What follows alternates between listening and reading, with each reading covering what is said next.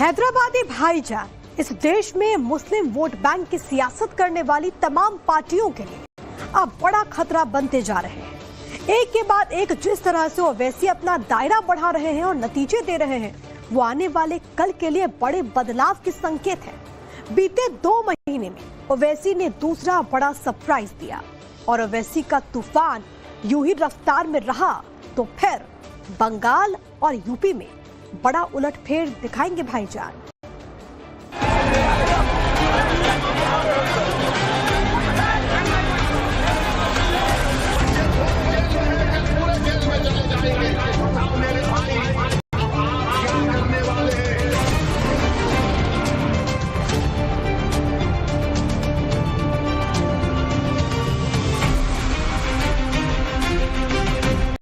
बहुत से लोग इस बात का इनको तकलीफ है और तनकीद कर रहे हैं कि असदुद्दीन ओवैसी दीन का सहारा लेता है। मैं लोगों से कहना चाह रहा हूँ कि किसी शायर ने अच्छा कहा था कि जलाली बादशाही हो या जमहूरियत का तमाशा हो, जुदा हो दीन से सियासत तो रह जाती है चंगेजी। मैं अपने दीन को हरगिज छोड़ने वाला नहीं हूँ, मैं अपने ईमान को छोड़ने वाला नहीं हूँ। हिंदुस्तान की सियासत में ओवैसी फैक्टर बड़े बदलाव ला रहा है। अब ये बात पुख्ता होती जा रही है। महाराष्ट्र के निकाय चुनाव में ओवैसी की पार्टी ने जबरदस्त धमाका किया है। नतीजों से ऐसा चौंकाया है कि उद्धव ठाकरे की शिवसेना और सियासत के चाणक्य कहे जाने वाले शरद पवार के एनसीपी को भी ओवैसी की पार्टी एआईएमआईएम ने आईना दिखा दिया। महाराष्ट्र नगर पंचायत और नगर परिषद के 288 सीटों पर आज आए परिणाम में महायुति में भारतीय जनता पार्टी 127 सीट के साथ सबसे बड़ी पार्टी बनकर उभरी है, तो वहीं महाविकास आघाड़ी में कांग्रेस 31 सीटों के साथ सबसे आगे है। इसके साथ ही नतीजों में शिवसेना को 54 सीट, एनसीपी अजीत पवार को 37 सीटें मिली है। इस तरह महायुति को कुल 288 में से 218 सीटें हासिल हुई हैं। लेकिन महाविकास आघाड़ी के जो 2 प्रमुख दल हैं, शिवसेना यूबीटी और शरद पवार की एनसीपी, उनके हिस्से जो नतीजे आए हैं वो बड़े ही निराशाजनक हैं। शिवसेना यूबीटी को 9 सीटें मिली हैं, जबकि शरद पवार के एनसीपी को 7 सीटें मिली हैं और इनमें कांग्रेस की 31 सीटों को जोड़ दें तो महाविकास आघाड़ी के हिस्से कुल 47 सीटें आई हैं।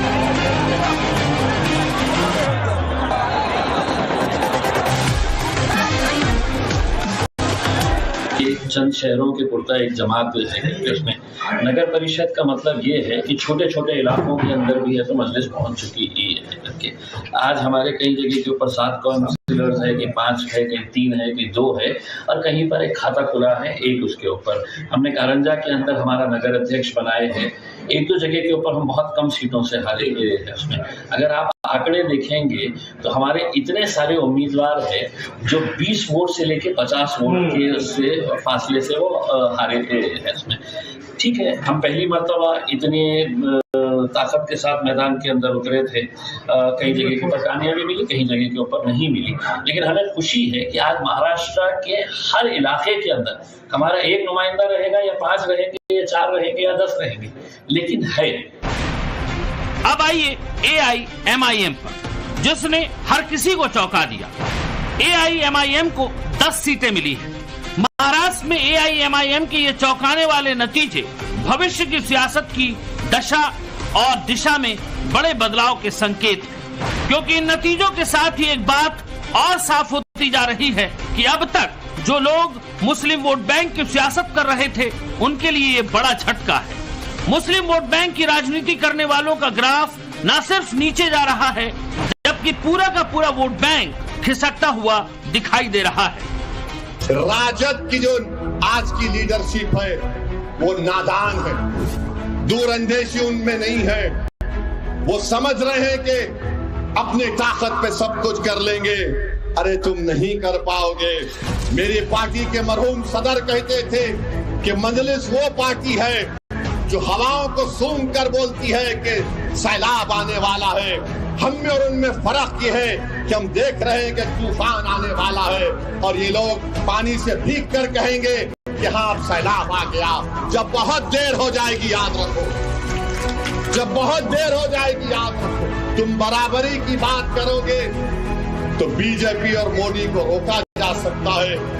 हम बिहार में आज भी कह रहे हैं, मगर मेरे भाई कल जब नतीजे आएंगे आप गवाह रहना कि मजलिस ने कोशिश की थी, इन लोगों ने हमारी बात को नहीं माना। हाल ही में हुए बिहार विधानसभा चुनाव में भी ओवैसी की पार्टी AIMIM ने अपने नतीजों से हर किसी को चौंकाया था।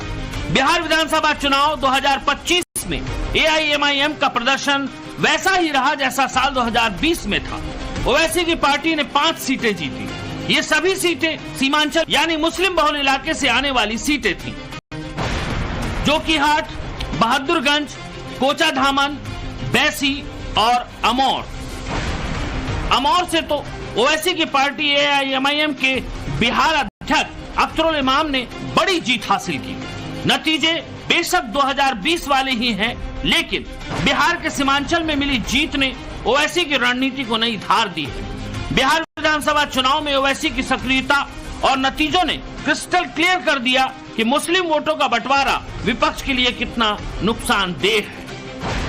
पूर्वी बिहार के सीमांचल में AIMIM के बम्पर उछाल ने मुस्लिम बहुल सीटों पर महागठबंधन के उम्मीदवारों को पटखनी दी और मुस्लिम वोट में हुए बंटवारे का फायदा सीधे NDA को मिला। चुनाव विश्लेषण से पता चलता है कि AIMIM ने 25 उम्मीदवार उतारे थे, जिनमें ज्यादातर सीमांचल के थे। ओवैसी की पार्टी ने जिन सीटों पर बढ़त बनाई या जीत दर्ज की, वहां मुस्लिम आबादी 40% से अधिक है। इनमें से अधिकतर मामलों में AIMIM ने महागठबंधन के उम्मीदवारों को हराया है। जाहिर है ओवैसी और उनकी पार्टी AIMIM बंगाल में होने वाले चुनाव में भी नतीजों में बड़े उलटफेर करने का मादा रखती है। तो हर बीजेपी के लोग बोलते हो हैदराबाद से आया, कांग्रेस और RJD अब एक नई पार्टी आई, सब बोल रहे वो हैदराबाद से क्यों आया। क्यों भाई, हैदराबाद से आना कोई गुनाह है क्या? बंगाल में चुनाव अगले साल होने हैं, लेकिन माहौल अभी से गर्माने लगा है। मुस्लिम वोटर्स को लेकर बंगाल में बड़ी लड़ाई है। सबसे ज्यादा खौफ ममता बनर्जी की TMC को सता रहा है।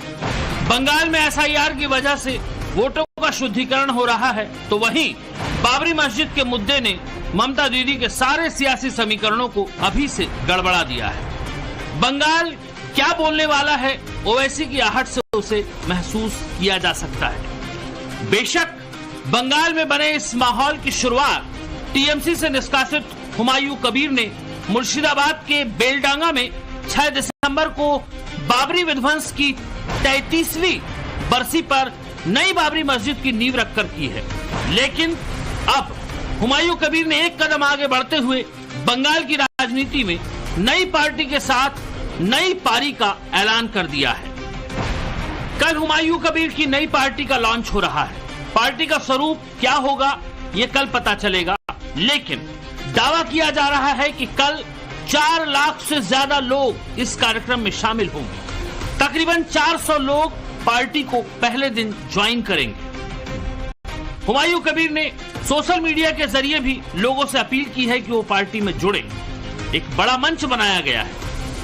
TMC से निलंबित विधायक हुमायूं कबीर बंगाल की राजनीति में एक नई पारी की शुरुआत करने वाले हैं। वो नई पारी की शुरुआत नई पार्टी के साथ करने वाले हैं। इस पार्टी का नाम क्या होगा, पार्टी का स्वरूप क्या होगा, ये कल पता चलेगा। लेकिन उससे पहले जो तैयारियां हैं वो बेलडांगा में पूरी कर ली गई हैं। बड़ा मंच तैयार हो रहा है, बड़ा स्टेज लगाया जा रहा है और इस पूरे एपिसोड में, इस पूरी पार्टी की लॉन्चिंग में 4 लाख से अधिक लोगों के जुटने का दावा किया जा रहा है। मंच इतना विशाल बनाया जा रहा है जहां पर बताया जा रहा है कि 400 लोग मौजूद रहेंगे और वो पार्टी की आधिकारिक सदस्यता जो है वो ग्रहण करेंगे। करेंगे। 200 से 250 लोग जो हैं वो चीफ गेस्ट के रूप में, मुख्य अतिथि के रूप में वीआईपी जो है वो बुलाया गया है और वो यहाँ नीचे बैठेंगे। इसके अलावा 4 लाख लोग जो हैं वो इस पूरे कार्यक्रम के अंदर मौजूद रहेंगे। पार्टी का सिंबल क्या होगा, पार्टी का नाम क्या होगा, ये बताया जा रहा है कि हुमायूं कबीर कल मंच से साफ करेंगे। लेकिन इससे पहले की पार्टी तैयार होती, बंगाल की राजनीति में भूचाल जो है वो लगता है आ गया है, क्योंकि जब से बाबरी मस्जिद का जो इशू हुआ है, बाबरी मस्जिद का शिलान्यास 6 दिसंबर को हुमायूं कबीर ने किया है, उससे पहले 4 दिसंबर को जब टीएमसी से निष्कासित हुए, उसी दिन उन्होंने ऐलान किया था कि 22 दिसंबर को एक नई पार्टी की वो शुरुआत करेंगे। बंगाल की सियासत में बदलाव के इस बड़े खेल में एआईएमआईएम की एंट्री हर किसी के लिए चौंकाने वाली है। बंगाल में एआईएमआईएम की पार्टी के लोगों का हुमायूं कबीर की नई पार्टी को पूरा समर्थन मिलने वाला है। हुमायूं कबीर की नई पार्टी का कल लॉन्च हो रहा है। पीछे देखिए तैयारियां चल रही हैं, मंच सजा हुआ है और कल जो है वो नई पार्टी की लॉन्चिंग होने वाली है। लेकिन सबसे इंटरेस्टिंग तस्वीर जो है वो यहाँ लॉन्चिंग स्थल पे ये देखने को मिल रही है कि एआईएमआईएम के झंडे वाले और जो पार्टी के लोग हैं वो भी अब यहाँ पर पहुंच रहे हैं। इसके सियासी मायने क्या हैं ये तो वक्त ही बताएगा। कल पार्टी की लॉन्चिंग है, इससे पहले यहाँ पर एआईएमआईएम के तमाम लोग पहुंच रहे हैं। ये क्या दर्शाता है? हमारे साथ बात करने के लिए चेयरमैन साहब हैं। आप यहाँ के चेयरमैन एआईएम के? मैं कांदी ब्लॉक का चेयरमैन हूँ और हमारे साथ आज 70 गाड़ी बालू का आया है यहाँ पे डोनेट करने के लिए। सुदूर सिउड़ी से आया हुआ है वो, तो उसी में जो बंदा आया है तकरीबन 500-600 बंदा भी आया है। वो लोग हुमायूं भाई से हाथ मिलाएंगे और सम्मान देंगे उनको। यानी मुस्लिम वोट बैंक का ये नया ट्रायंगल बंगाल में खड़ा होने वाला है। हुमायूं कबीर की नई पार्टी कल लॉन्च होने वाली है और आज एआईएमआईएम के मुर्शिदाबाद के चेयरमैन तकरीबन 500 लोगों के साथ हुमायूं कबीर से मिलने पहुंचे। न सिर्फ मिलने पहुंचे हैं बल्कि 2026 के बंगाल चुनाव की रणनीति में भी हुमायूं कबीर की पार्टी के साथ कंधे से कंधा मिलाकर खड़े होने की बात कह रहे हैं। जो राजनीति की बात कर रहे हैं, हुमायूं कबीर भी कह रहे हैं कि अगर ओवैसी साहब की पार्टी यानी कि जो आपकी पार्टी एआईएमआईएम वो अगर साथ में आती है तो बंगाल की सियासत में एक अलग फ्रंट जो है वो तैयार हो सकता है। आप लोग कैसे देख रहे हैं? बिल्कुल सही बात है। ये एक ट्रायंगल है हुमायूं भाई आज की डेट में और सभी को उन्होंने बताया है कि जो भी बीजेपी और टीएमसी को हराने के लिए आएगा उनको हम एक साथ मिलकर लड़ेंगे। तो एमआईएम का साथ उन्होंने खुद न्योता दिया है और उसके लिए आगे बातचीत चल रहा है। जहां तक उम्मीद है कि 26 के इलेक्शन साथ लड़ेंगे। बंगाल में बाबरी मस्जिद का दाव हुमायूं कबीर को कितना फायदा देगा ये वक्त बताएगा। अब फिर से बाबरी मस्जिद बनाकर उस झगड़े को रीस्टार्ट करने का ये पॉलिटिकल षड्यंत्र है, मतों के लिए हो रहा है। न ये मुसलमानों की भलाई में है न ये हिंदुओं की भलाई में। झगड़ा खत्म हो रहा है, अच्छी सद्भावना बनेगी तो ये फिर से वो खाई चौड़ी करने का प्रयास हो जाता है। ऐसा नहीं होना चाहिए, ऐसा मुझे लगता है। तो उसमें शायद मंदिर या कोई भी धर्म स्थान सरकार बनावे, इसका विरोध है, ये नियम नहीं है, ऐसा न करे, यही नियम है। तो सोमनाथ मंदिर बनाया, गृह मंत्री थे प्रत्यक्ष सरदार वल्लभ भाई पटेल, राष्ट्रपति गए थे उसका, लेकिन सरकार का पैसा नहीं लगाया। लेकिन हैदराबादी भाईजान की एंट्री बंगाल के चुनाव को बिहार जैसा बैटल ग्राउंड बनाएगी, इसकी पूरी संभावना है। अगर बंगाल में बदलाव आ गया तो फिर ओवैसी का फैक्टर यूपी को भी चुनौती देगा। वो ये समझ रहे हैं कि वोट लेंगे और मुसलमानों से कहेंगे कि हमें खव्वाली पार्टी की तरह, या फिर कभी आपने देखा कि चाय को प्लास्टिक के कप में डाला जाता है, मुसलमानों को प्लास्टिक का कप बना दिए, चाय पीकर उसको फेंकते हैं डस्टबिन में। ये नहीं हो सकता ना, हम और उसको रोकने की हम कोशिश कर रहे हैं और उत्तर प्रदेश में भी जाके हम ये बात करेंगे, कोशिश करेंगे।